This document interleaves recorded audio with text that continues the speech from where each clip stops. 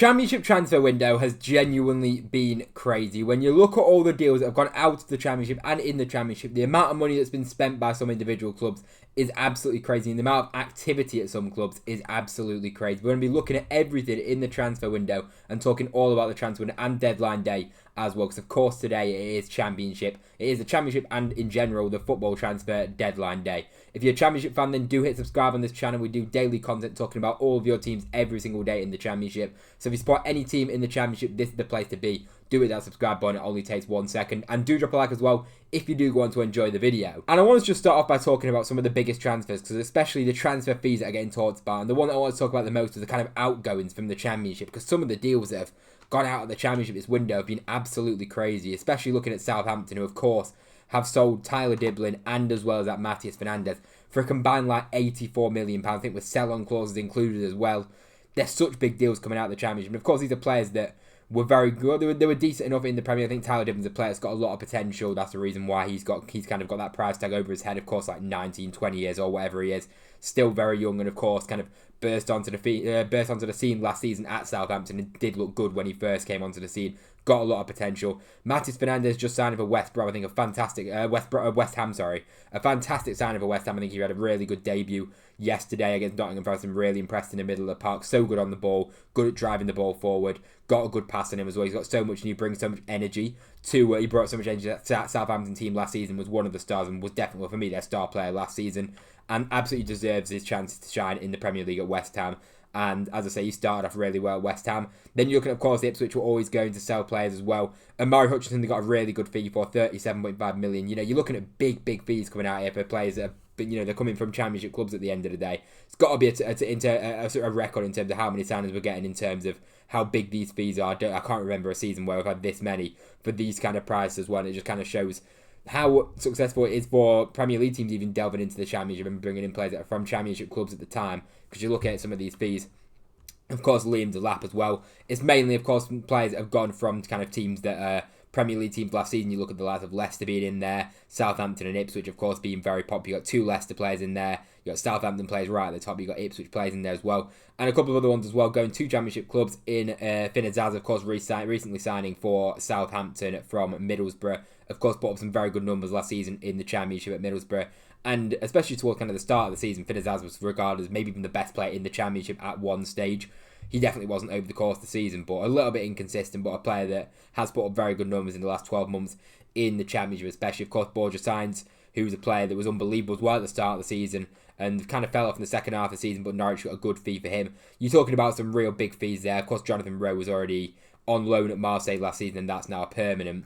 And you look at the incomers coming into the transfer window. This is a transfer that's happened recently. This guy, Eggerly, he's like a 19-year-old young lad coming over from the Norwegian League, I believe that is. Norway International as well. 17 with admin. That's actually the record transfer for this transfer window now. Big fee, 19 years old. It does kind of show that Ipswich have spent a lot of money on their wingers. Look at last season, they had Jack Clark, who they spent a big fee on, Philogene as well. And they've already spent, but this transfer window again, they spent a lot of money on wingers. You look at, 2 of the top 3 have gone to Ipswich, and they're both wingers as well. So some big money spent on Ipswich from Ipswich on wingers over the last couple of seasons. And then you got a few players in there as well. Of course, you're looking at mainly Ipswich, Southampton players, because of course they've got the money to spend. We'll just quickly go down to look at the kind of net spend. Of course, you've got a couple of Wrexhams in there. You've also got a Birmingham one in there as well with Tanganga as well. But you look at it mostly being the transfer activity from the 2 favourites going into the season of Ipswich and Southampton. And then, of course, they've raised a lot of money in terms of transfer funds, which we'll look at in a second. But they have, of course, also spent a fair share of money as well in comparison to the vast majority of the other Championship clubs. And I wanted to pull this up here because I think it's very interesting in terms of net spend in the Championship transfer window to see kind of what clubs have been spending. Now, this isn't 100% accurate. You can see down here, it says here, the fees include potential items or whatever. Then it says excluding undisclosed fees, because I can see straight away, obviously being a QPR fan, it says that we've sold 0. Like, we sold Charlie Kelman for 3.5 million, rising to like 5 million.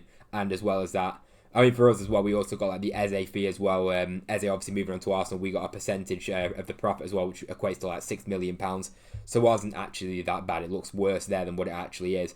But you look at the top there, of course, unexpected. You've got Wrexham, 22.7 million. It might even be a little bit more. I think it's close towards actually £30 million when you take undisclosed fees into it, and they haven't sold anybody, which is absolutely crazy. And Wrexham have spent some big fees in this transfer, and if we just quickly just go and have a look at Wrexham's kind of transfer business and look at what they've actually spent and the players they've brought in. They've recently just brought in Ben Sheaf for a pretty big fee, I believe that is as well, for Ben Sheaf. 27 years old.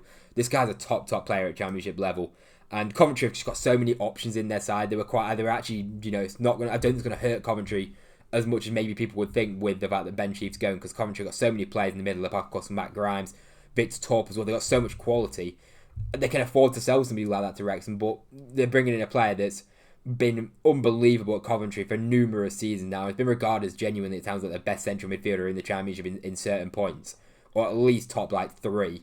And then he's off to Wrexham, and this just proves if Wrexham don't, for me, push for playoffs this season genuinely, it would be. I mean, at least they've got to be getting comfortable mid-table at bare minimum. But the signs that they made, Callum Doyle spent big on Nathan Broadhead, Kiefer Moore, Ben Sheaf, Connor Cody, the kind of wages spent, Lewis O'Brien, the central midfield partnership now of Ben Sheaf, Lewis O'Brien are two of their central 3 midfielders. Having those two is unbelievable. Ben Sheaf and Lewis O'Brien were 2 players that are right up there in terms of Championship central midfielders for me, and they've brought in, of course, experience as well. They should absolutely be well clear of relegation. I think Phil Parkinson's obviously got to manage the expectations, because obviously, and I know he's got back-to-back promotions, but you do feel like this Wrexham side aren't here to mess about at all, and if they are towards the bottom, then Phil Parkinson would definitely be questioned in terms of his job. But as I say, it's been unbelievable getting 3 promotions in a row, but the money they've spent is absolutely crazy. Of course, with whatever they get with the revenue, with obviously the ownership, with the documentaries, with the overseas fan base, they've got an advantage over every single other Championship club. Of course, Birmingham as well are up there in terms of their spend as well. And to be honest, I mean, if they I swear they've sold more than that as well. Birmingham, obviously, they spent big on Kyogo, but other than that, in terms of Birmingham City's transfers, I don't really think it's been absolutely crazy when you compare it to kind of the other when you compare it to a Wrexham. I think it's a completely different level we're talking about here. And as I say, Birmingham have of course spent a decent amount of money, and they've spent a lot of money on wages in terms of the players that they brought in. But in terms of that, they brought in Marvin Dutch for 2.1 and Kyogo as well. And other than that, it's actually free transfers and loans. Of course, they spent quite a lot of money on wages when you look at the likes of Tommy Doe that's come in as well. And then you imagine you've got big wages on Kyogo, on Marvin Dutch as well. But to be fair, in terms of their transfers, they haven't really splashed a whole lot of money in terms of transfer fees, and especially what people would maybe expecting at the start of the transfer window. I think Birmingham have been quite smart in terms of their transfer business. Of course, brought in quite a few loan players as well. And as I say, there's other teams down here, but then you look down at the bottom, Leicester City they're up 52 million, Southampton are up 78 million, and Ipswich are up 30 million. These teams are still considered, in terms of squad ability, miles clear of the rest of the division. You have to say, in terms of probably favourites, if Leicester weren't going to get this points deduction or whatever's going on with that, they'd be up there as favourites. So would Ipswich, so would Southampton as the top 3. The gap between the Championship and the Premier League is big, but so far in terms of performances, these 3 clubs that are sat in the highest amount of profit, the 3 relegated clubs in the Premier League last season, they're not having it all their own way in the Championship, and it will take them a little bit of time, I feel, to adapt. Of course, they've lost a lot of players, they've brought in a lot of players as well. As I say, this international break will probably help these clubs, these big clubs, or these clubs that are meant to be at the top of the league, come the end of the season. I think this international break will definitely help them out. But yeah, as I say, they've got big profits this season. You look at Ipswich up 31 million. It says that it might be a little bit different, but they're definitely in profit. And as well as that, of course, you've got Leicester, which are also massively in profit, and of course haven't spent anything. And as well as that, you've also got Southampton that, again, have had such a busy transfer. And I just wanted to talk about Southampton's window because it's been crazy. You look at the incomings and the outgoings, especially over the last week or so. It's been absolutely wild for Southampton, and some of these transfers might even be confirmed. Probably I'm missing some transfers here, but they brought in the likes of Tom Fellows, Finn Azaz coming in for some pretty big fees, you'd have to say. With Rerslev as well, they brought in Damien Downs earlier.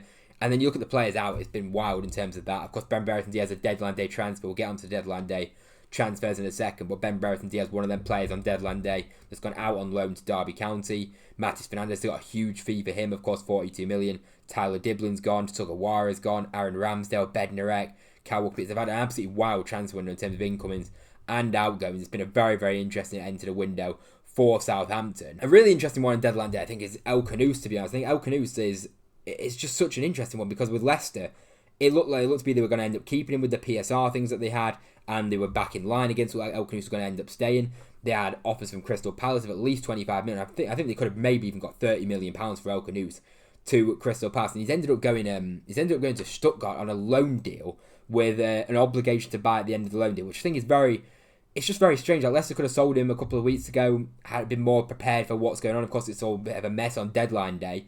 And as I said, I think Leicester could have got more money from him. So they've literally loaned out El Khanous for a season at Stuttgart, where they don't get the money, and then they have to wait 12 months to then get the money. Why would they not just sell El Khanous if this was always going to happen? Why would they not sell El Khanous a couple of weeks earlier, get him gone to Crystal Palace or wherever it was, for 25 million, 30 million pounds? Then you'd have the money straight up.